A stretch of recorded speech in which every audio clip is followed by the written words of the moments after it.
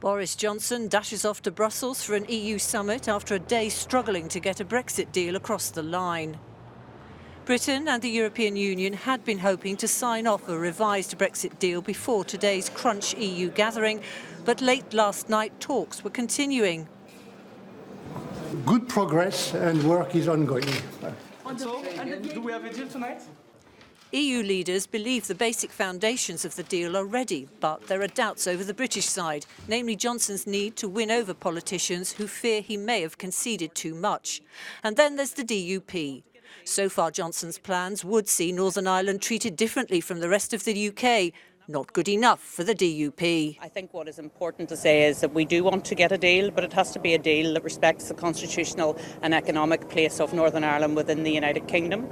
And if there is to be consent, there has to be consent which is in accordance with the Belfast Agreement. Meanwhile, in Europe, there was a mood of hope over experience as Germany and France's leaders met on the eve of today's summit.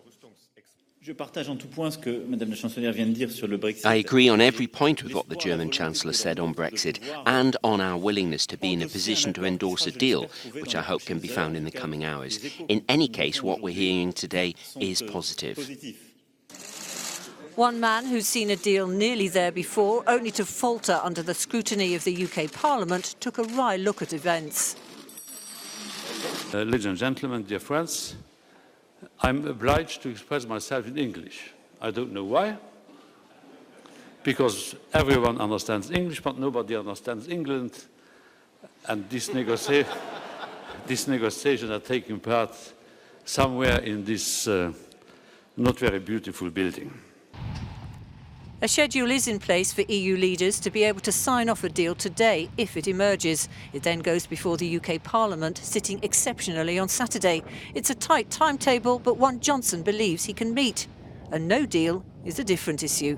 Evelyn Laverick, Euronews. The DUP are what's known as a unionist party, and that means what they want is to keep the Northern Ireland as close to the rest of the United Kingdom as possible.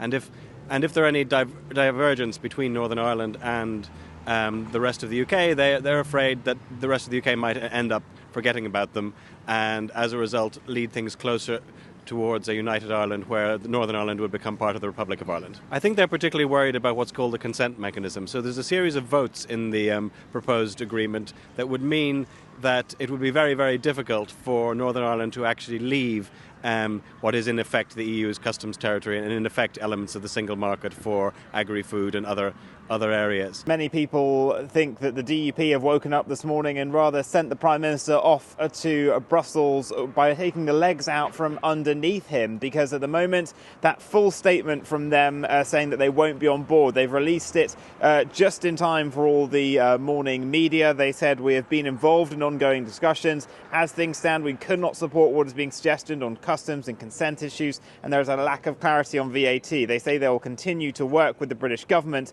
but that is a pretty bold start to the day, coming out so publicly like that. Now, it's not an outright rejection of the plans, but it means that the Prime Minister will need to keep working